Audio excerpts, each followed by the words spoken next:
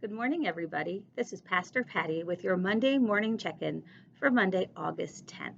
Before I start my official check-in, I just want to give a shout out to Andy Stump and let everybody know that we heard from him. He is home safely in Haiti. He had quite an extended visit with us. So, Andy, we're glad you could be with us and participate in our services and things, but we know that you're glad to be home, and we're sure everybody down there is happy to have you. So, God bless and keep doing the work of the Lord. Yesterday we had an awesome service focusing on Jesus. Whatever that means in your life, and I thought about it some more because um, I got a lot of feedback, and I appreciate it for driving across the bridge. It was no heroic effort, my friend, but it's nice to know that there are so many other people with those concerns. But it also got me to thinking, man, that was one tiny incident, one tiny part of my life.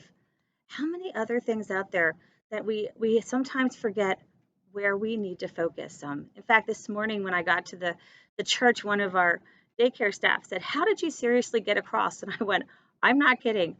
I stared straight ahead and I prayed." And so often we forget that. And one of the thoughts, from little on, when you were a baby, the last part of your senses, I guess, to develop is your eyesight. And once your eyesight develops, babies are known for just watching very intently. If you watch them, you'll see them watching your face. They pick up cues very, very quickly, whether you realize it or not. And that's a skill, that's something we learn as tiny as being an infant. And it's something that we use continually. Where do you look? Where do you keep your focus? Whose face are you looking for?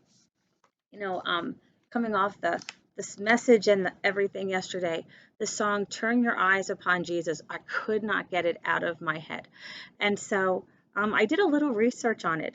And I'm big into music, as you know, and it was actually written by Helen Lemmel, and it was written in well, she was born back in the 1800s, so obviously it was written back there. She was born in England, and she had studied vocal music for quite a while. Um, During her life, she ended up going blind. And one of the things that she studied a lot was written by a missionary friend. And she believed that every word that was written and that everything she touched was touched in a unique way. And she shared this experience with others. She said that she had to stop, sorry, and just listen and had to focus. And she used verse Hebrews 12:2. Let us fix our eyes on Jesus, the author and perfecter of our faith. He can turn our weariness and trouble into peace and joy. How uplifting is that? And she wrote the 3 verses to turn your eyes upon Jesus. Now, I don't know about you, but I always thought that song simply was, oh, turn your eyes upon Jesus, look full in his wonderful face, and the things of earth will grow strangely dim in the light of his glory and grace. I want you to listen to these next couple words because, man, they impacted me last night. O soul, are you weary and troubled? No light in the darkness you see. There's light for a look at the Savior and life more abundant and free. Then the last verse says, his word shall not fail you, he promised. Believe him and all will be well. Then go to a world that is dying, his perfect salvation to tell. That reinforces what we heard yesterday about Peter, about keeping our eyes focused, keeping that Jesus, that God of ours in front of us at all times. How do you do that? It's so hard. So I have a couple of thoughts. First, I'd ask that you ask Jesus for help, ask for prayer. It's so hard to ask for prayer from people. And if you're not comfortable doing that, ask one of your pastors or ask a friend or and we can keep it private. Can you pray for me? You bet. And we will. We have a whole prayer group that wants to pray. And so consider that, ask for help.